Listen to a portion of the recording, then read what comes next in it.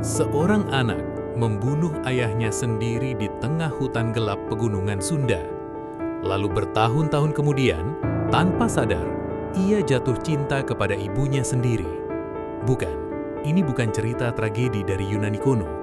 Ini adalah legenda yang selama ratusan tahun diwariskan masyarakat Pasundan, dan jejak kutukannya dipercaya masih berdiri hingga hari ini dalam bentuk Gunung Tangkuban Perahu.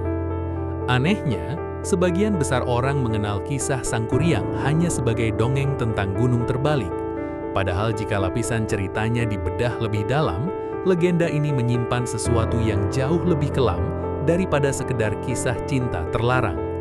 Ada unsur pembunuhan, penghapusan identitas, pengasingan anak, hingga kemarahan seorang ibu yang dipercaya mampu mengubah bentang alam hanya dalam satu malam.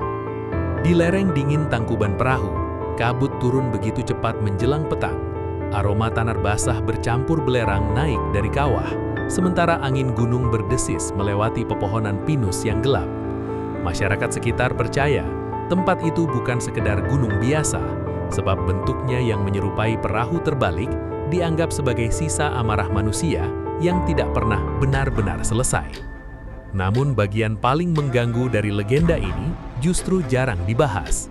Banyak versi lama masyarakat Sunda menyebut bahwa Dayang Sumbi sebenarnya sudah mengetahui tanda-tanda bahwa pemuda yang datang kepadanya adalah anak yang pernah ia buang bertahun-tahun silam.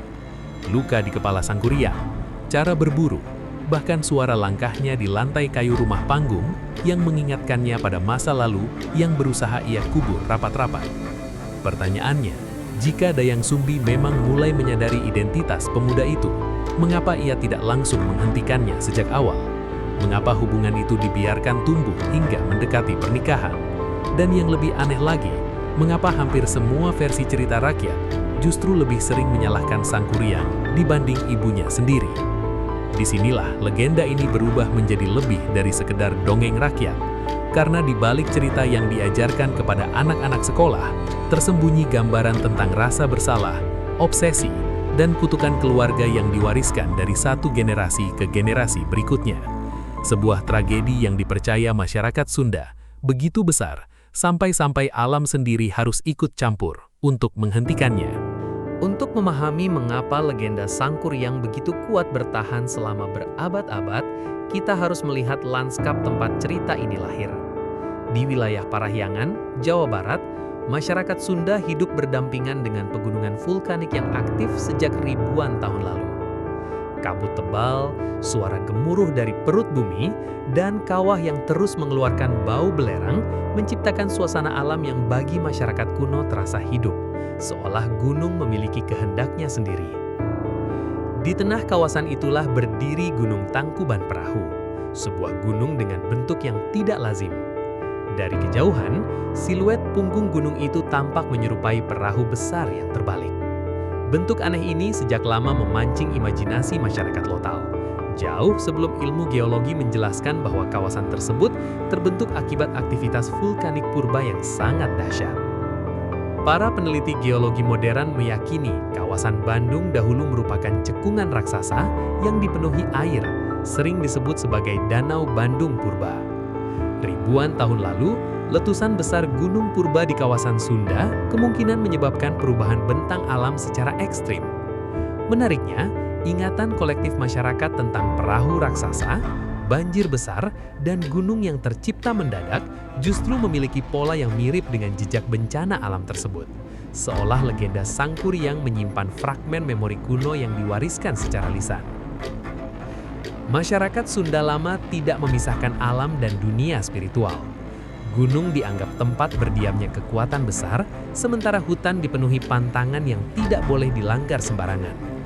Karena itu, cerita tentang seorang manusia yang murka hingga mampu mengubah bentuk gunung bukan dianggap mustahil, melainkan peringatan bahwa emosi manusia dapat mengacaukan keseimbangan alam. Nama Dayang Sumbi sendiri memiliki posisi unik dalam folklore Sunda. Dalam beberapa versi lisan, ia bukan sekedar perempuan cantik biasa, melainkan sosok setengah sakral yang dikaitkan dengan dunia kahyangan. Ia digambarkan hidup terasing di hutan bersama seekor anjing bernama Tumang yang dalam sebagian tafsir dianggap bukan anjing biasa, melainkan titisan makhluk penjaga atau bangsawan yang dikutuk. Detail tentang Tumang sering kali dihilangkan dalam adaptasi modern karena terasa terlalu ganjil. Padahal, justru disitulah inti psikologis legenda ini mulai terlihat. Tumang bukan hanya hewan peliharaan, melainkan figur ayah bagi sang kuryang kecil. Kehadirannya menciptakan hubungan keluarga yang kabur dan tidak normal sejak awal, membuat tragedi berikutnya terasa seperti sesuatu yang perlahan memang sedang menuju kehancuran. Di beberapa daerah sekitar Bandung Barat dan Subang, masyarakat tua masih mengenal titik-titik yang dikaitkan dengan perjalanan legenda ini. Ada batu yang dipercaya sebagai tempat Dayang Sumbi menenun, ada lereng yang dianggap lokasi sang kuryang menebang hutan dalam semalam, hingga jalur tertentu yang dahulu dihindari warga ketika malam tiba. Meski tidak ada bukti arkeologi yang benar-benar mengkonfirmasi keberadaan tokoh-tokohnya, keberlanjutan cerita ini justru menunjukkan sesuatu yang lebih kuat daripada catatan sejarah, ingatan kolektif masyarakat. Yang membuat legenda Sang Kuryang berbeda dari banyak cerita rakyat lain adalah cara masyarakat Sunda menyatukan tragedi keluarga dengan lanskap nyata di sekitar mereka. Gunungnya ada, kawahnya nyata, bentuk perahunya terlihat jelas. Ketika kabut turun menjelang malam di lereng Tangkuban Perahu, batas antara mitos dan kenyataan terasa semakin tipis, seolah kisah itu belum benar-benar selesai hingga hari ini. Tragedi itu bermula jauh sebelum nama Sang Kuryang dikenal masyarakat. Dayang Sumbi hidup terasing di tengah hutan pegunungan Sunda, jauh dari keramaian kampung dan aturan manusia. Rumah panggungnya berdiri di antara pohon-pohon tinggi yang lembab oleh embun, ditemani suara serangga malam dan desir angin dingin yang turun dari lereng gunung. Di tempat sunyi itulah, ia membesarkan seorang anak laki-laki bernama Sang Kuryang, bersama Tumang, anjing tua yang selalu berada di sisi mereka. Namun Tumang bukan sekedar hewan pemburu biasa. Dalam banyak versi tua cerita Sunda, Tumang dipercaya memiliki hubungan khusus dengan Dayang Sumbi. Bahkan disebut sebagai sosok yang berasal dari dunia kahayangan dan dikutuk menjadi anjing. Karena itulah, Dayang Sumbi memperlakukan Tumang seperti bagian dari keluarga, sementara Sang Kuryang kecil tumbuh tanpa pernah benar-benar memahami siapa ayahnya sendiri. Sejak kecil, Sang Kuryang dikenal keras kepala dan memiliki keberanian yang tidak biasa. Ia terbiasa masuk jauh ke hutan seorang diri, menyusuri lembah berkabut sambil membawa tombak dan busur. Masyarakat sekitar percaya anak itu mewarisi kekuatan liar dari darah yang tidak sepenuhnya manusia, sebab insting berburunya sering dianggap terlalu tajam bahkan untuk ukuran pemburu dewasa. Suatu hari, Dayang Sumbi meminta Sang Kuryang berburu rusa ke dalam hutan.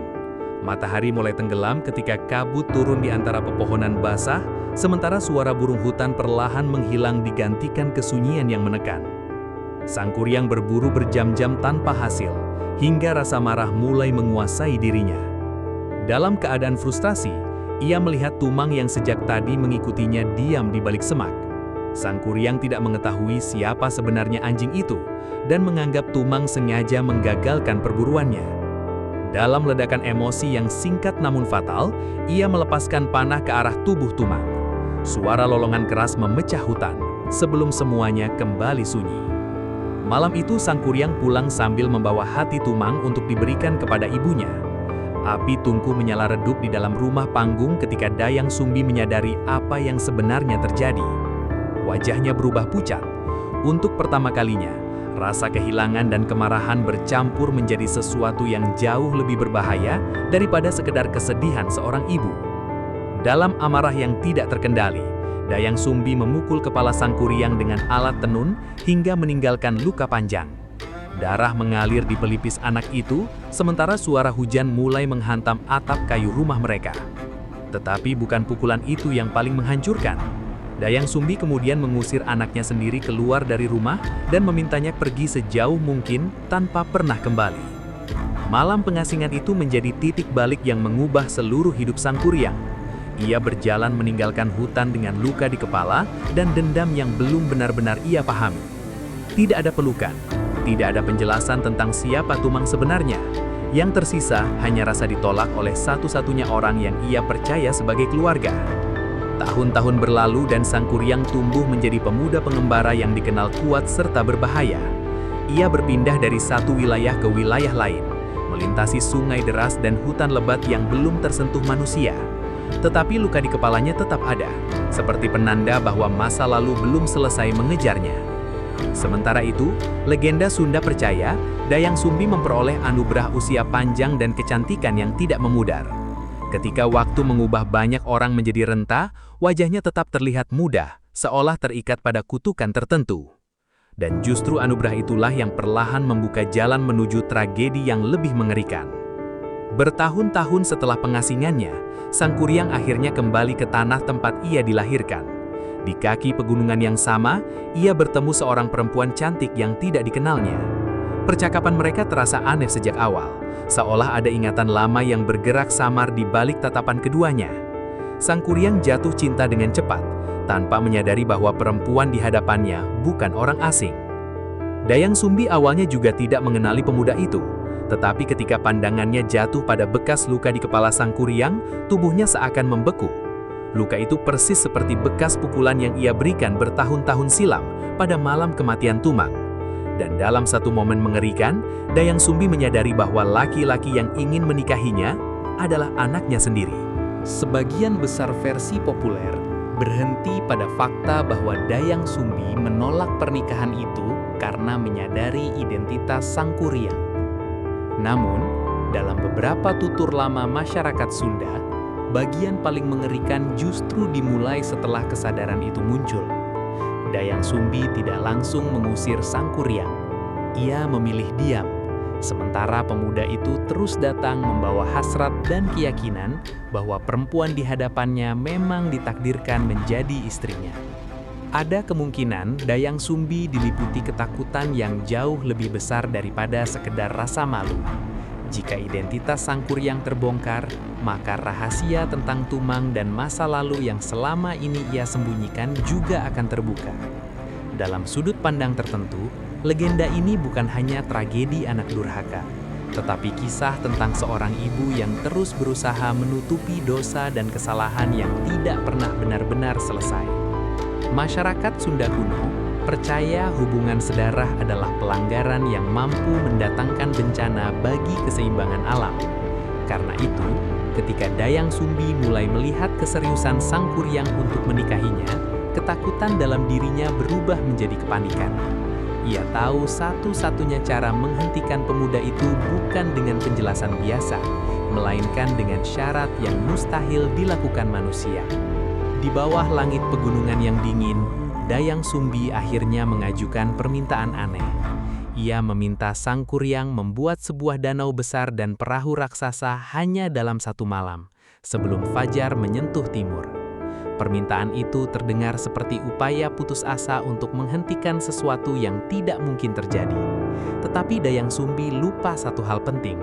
Sang Kuryang bukan manusia biasa.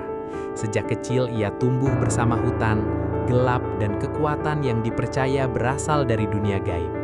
Dalam banyak versi cerita rakyat, Sang Kuryang kemudian memanggil makhluk-makhluk halus penghuni gunung untuk membantunya bekerja sepanjang malam. Malam itu dipercaya menjadi malam paling mencekam dalam legenda Sunda. Suara kapak menggema dari lereng gunung tanpa henti.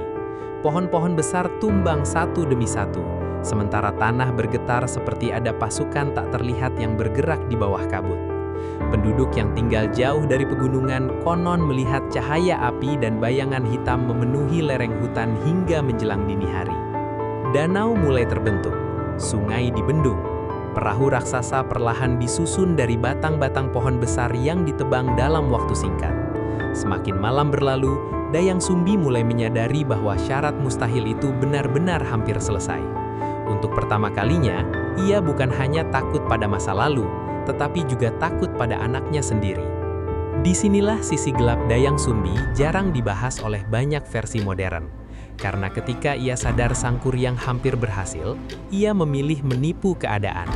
Sebelum fajar tiba, Dayang Sumbi meminta para perempuan desa membentangkan kain putih di timur dan membakar jerami agar langit tampak terang seperti pagi.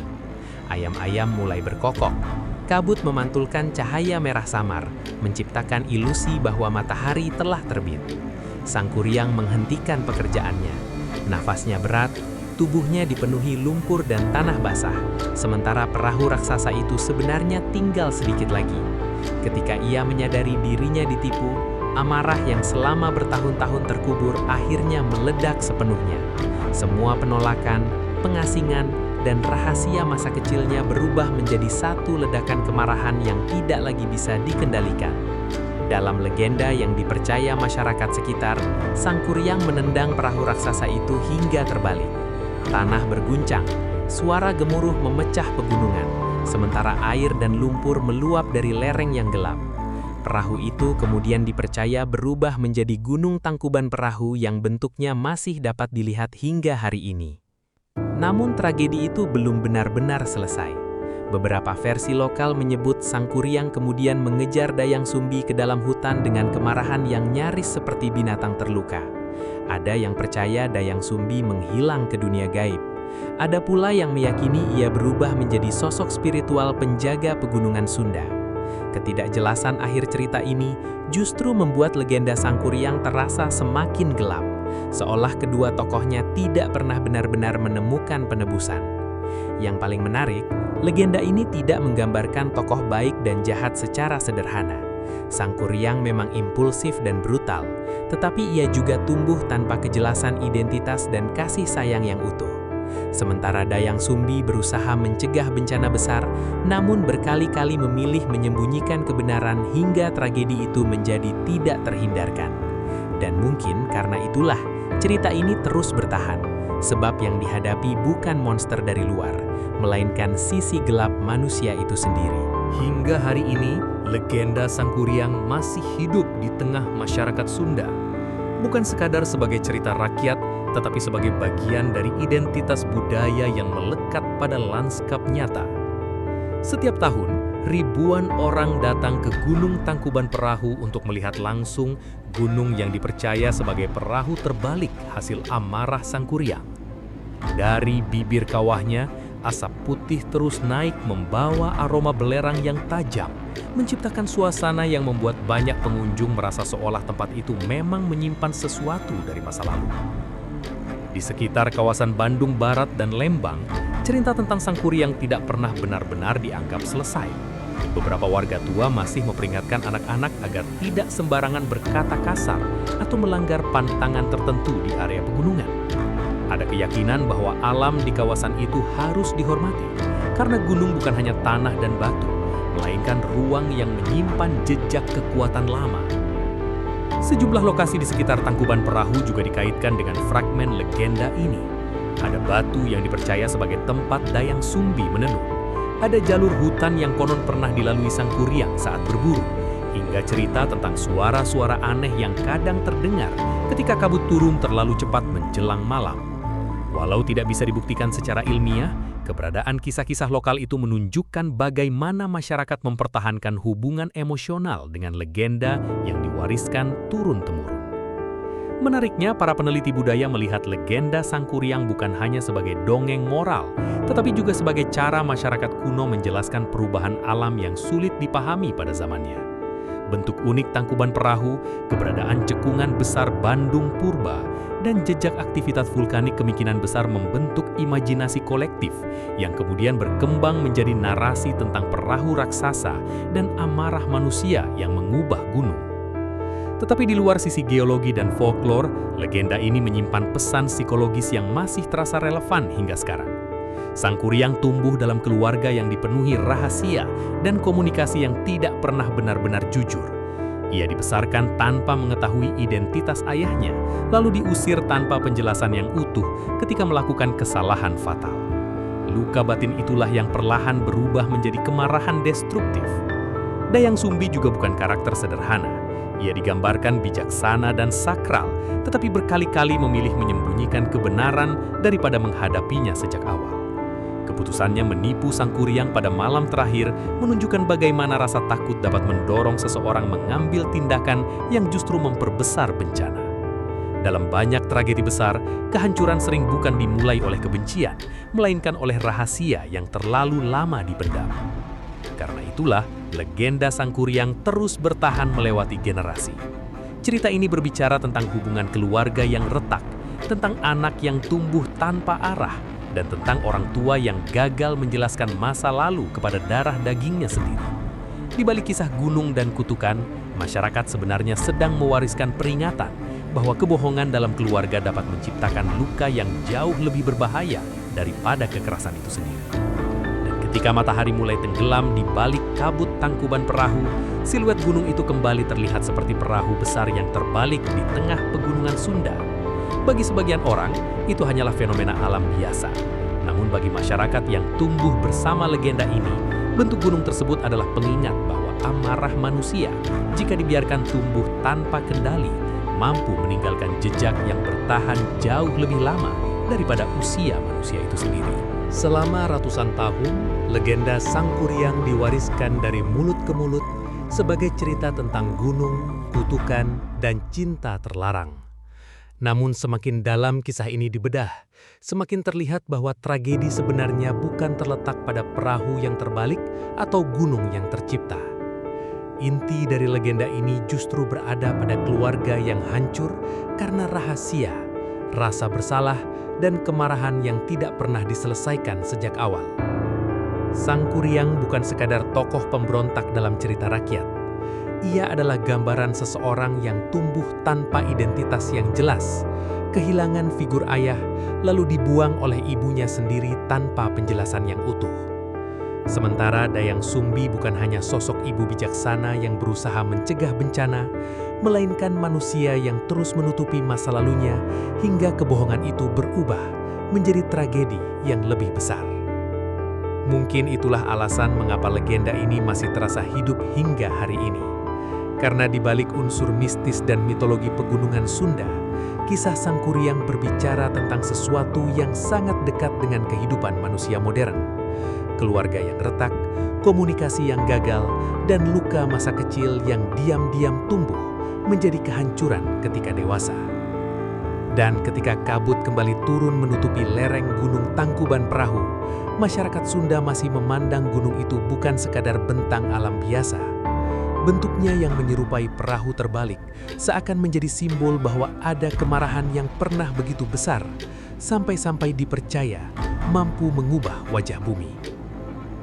Pertanyaannya sekarang, apakah legenda Sangkuriang benar-benar hanya dongeng rakyat untuk menjelaskan bentuk gunung semata? Atau justru cerita ini adalah sisa ingatan kolektif masyarakat kuno tentang tragedi keluarga, bencana alam, dan ketakutan manusia terhadap sesuatu yang tidak mampu mereka kendalikan?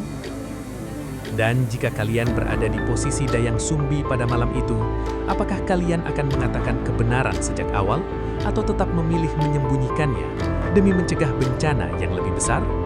Tulis pendapat kalian di kolom komentar, karena mungkin saja bagian paling menyeramkan dari legenda Sangkuriang bukan kutukannya, melainkan kenyataan bahwa tragedi seperti ini masih bisa terjadi dalam kehidupan manusia hari ini.